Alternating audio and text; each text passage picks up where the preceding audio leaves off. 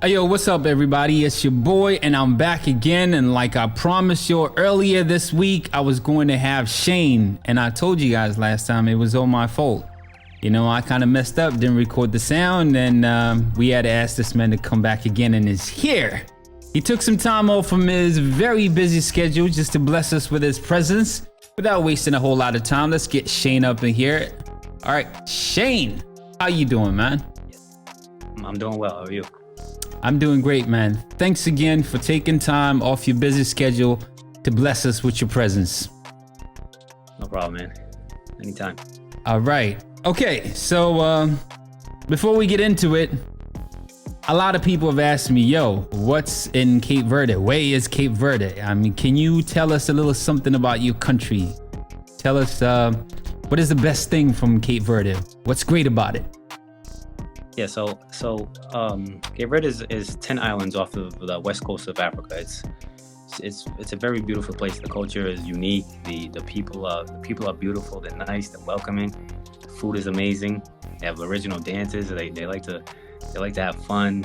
It's a very nice place to visit for sure. Okay, so wait a minute. How do you pronounce it again? I think I'm pronouncing it wrong. How do you pronounce it? No, I mean it's pronounced different. I pronounce it in the United States. You pronounce it Cape Verde. Cape Verde. So, Cape Verde. Cape Verde. Yep.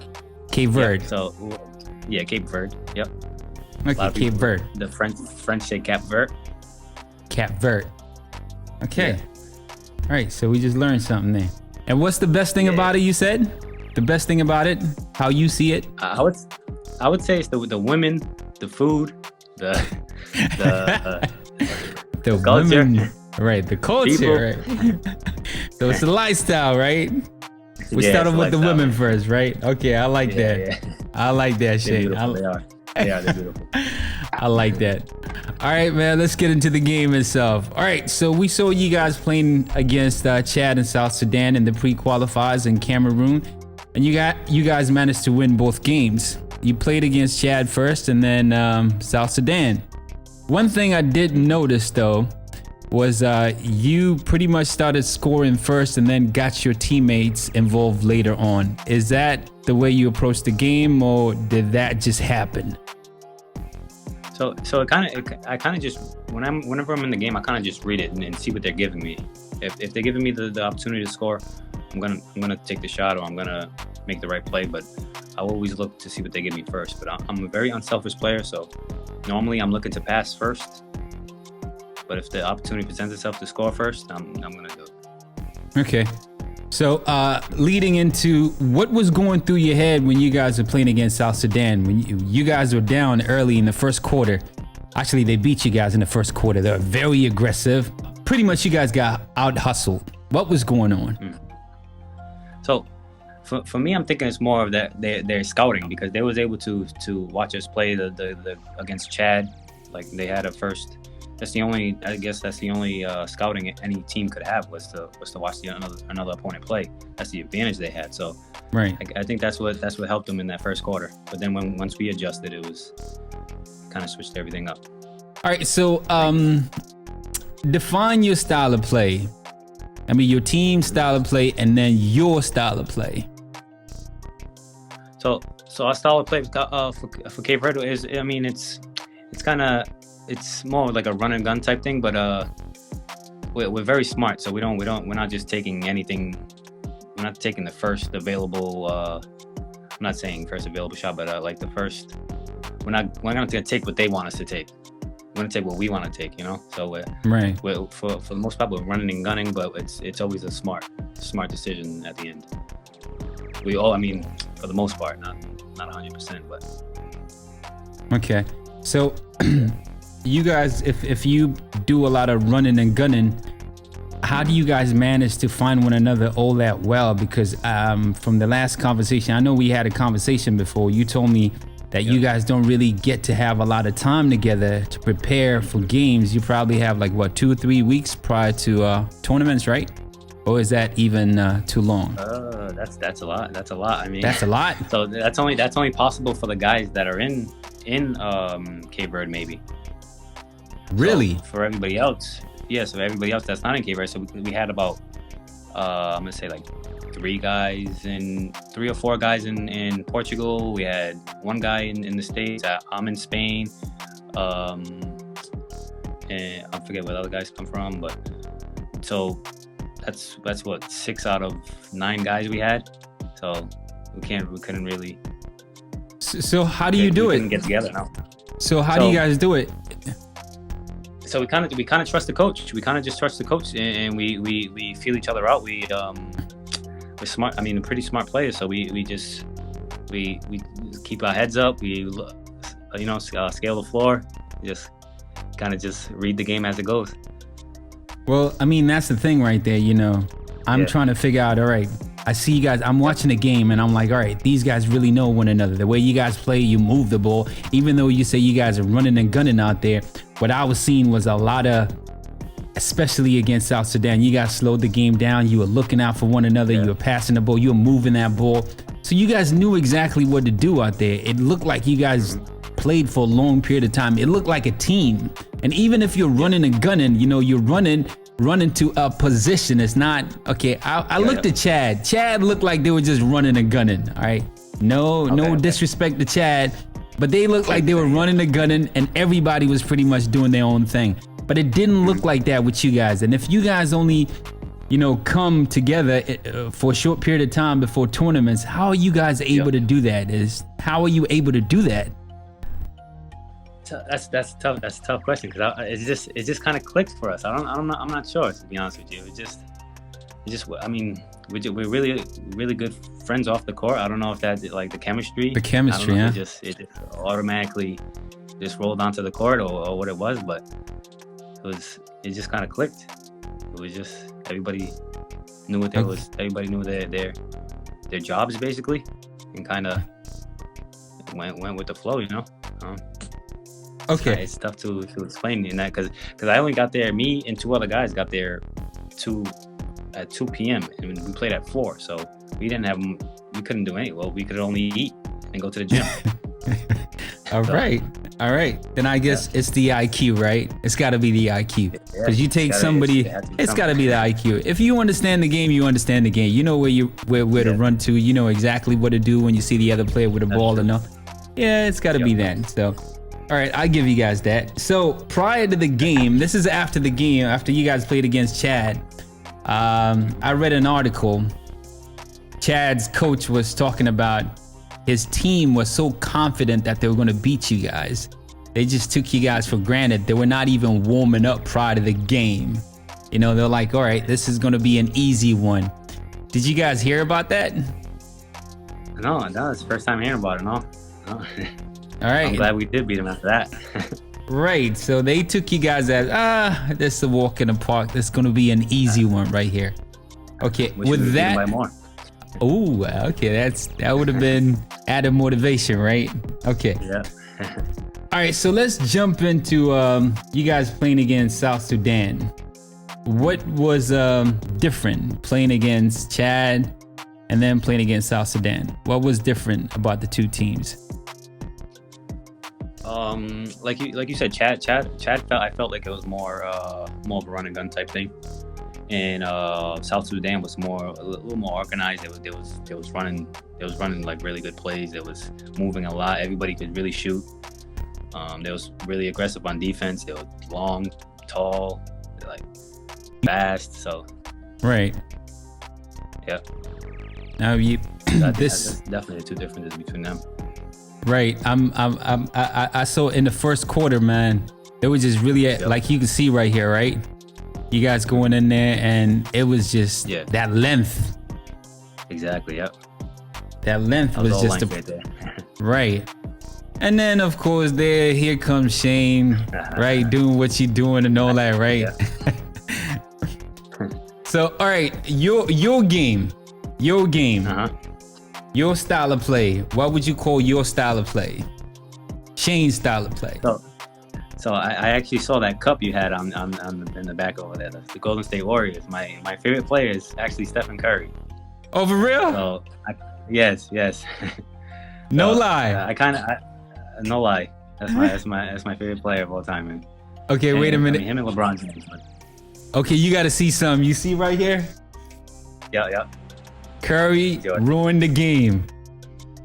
Oh yeah. Yeah, that's funny, man.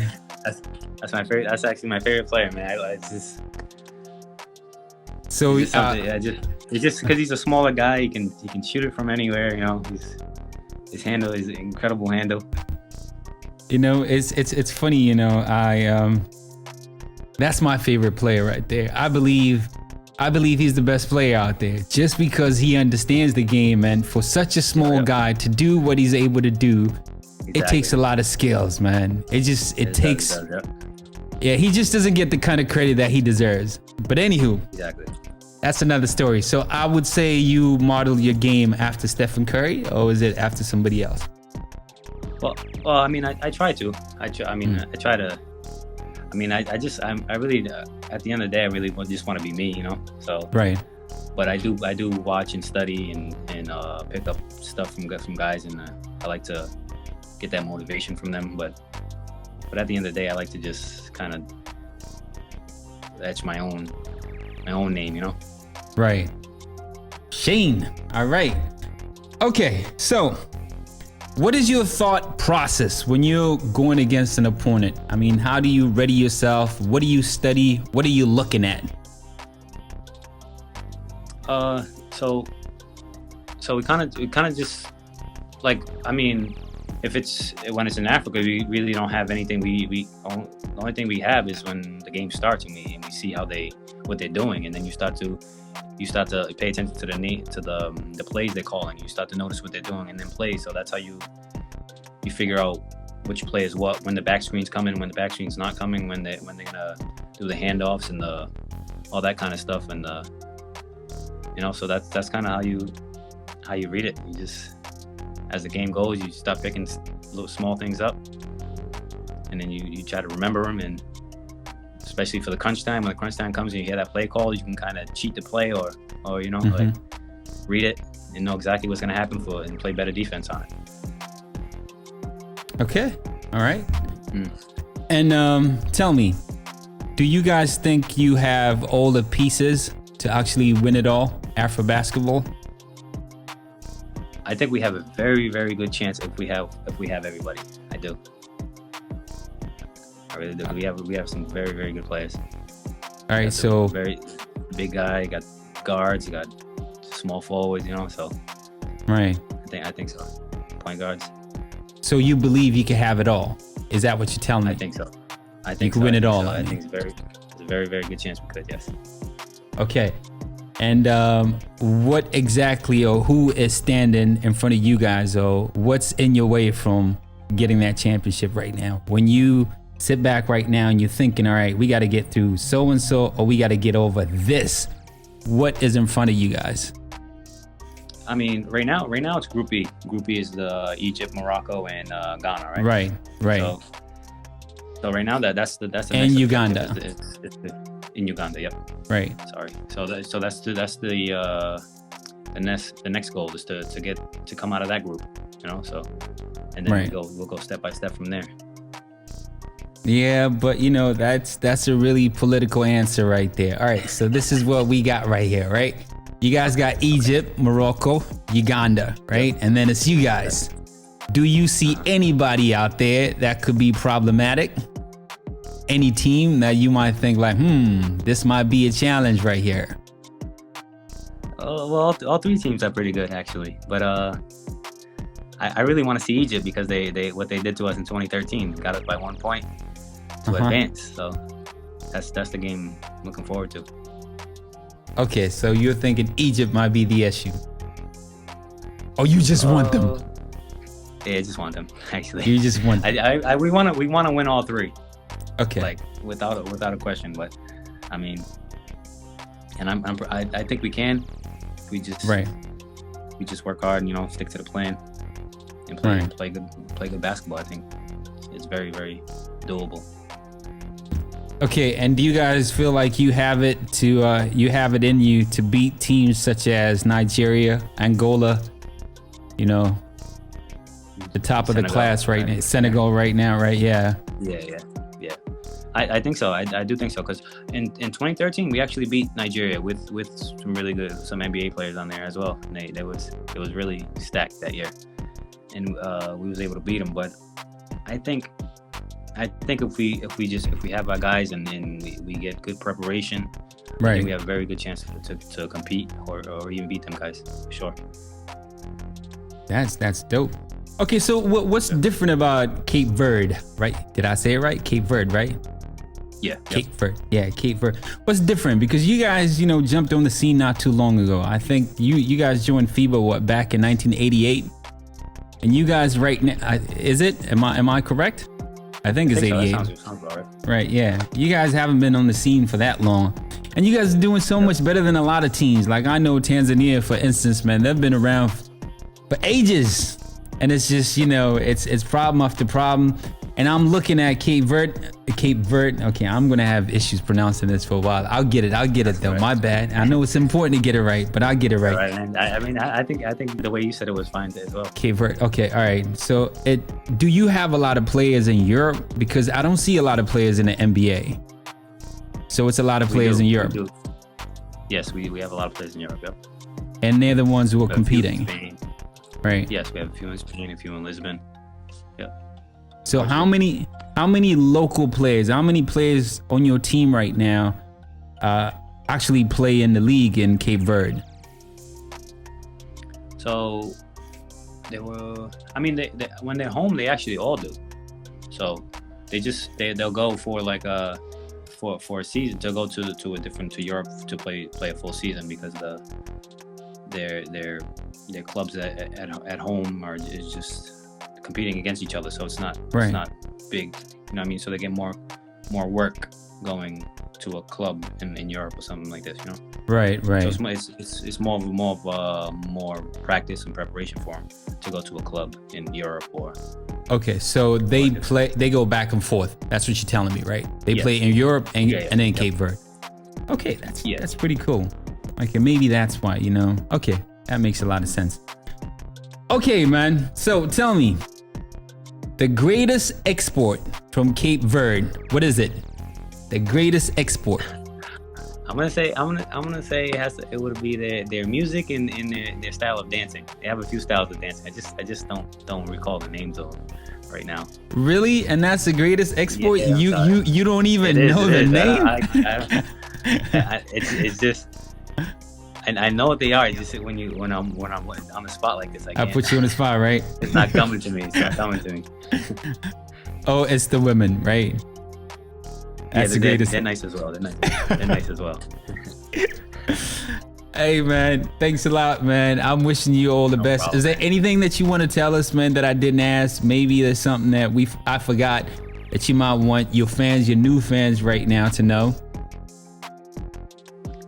I'm just keep working hard. If it's something that you really want to do or really pursuing, just keep following it. Don't quit. Don't stop. Just follow your dreams, I guess. Nice. I like that. Oh, okay. This has nothing to do with Afro basketball, but I'm gonna ask you, right? Yeah. Your predictions next year, NBA. Who's winning it all? Prediction. I'm gonna have to go with my guy Steph Curry if they're all healthy, man. Hey, make sure you hit the like button right there, right? It kind of helps me out a little bit. So I know it's not a lot of people watching my videos, but I would like for more people to watch my videos. So help me out a little bit. Hit that like button so the YouTube algorithm and all that blah, blah, blah, blah gets to work a little bit so my video goes around and people get to check it. And do subscribe, please. And tell a friend, share it. All right. Thanks for watching my video. Appreciate it.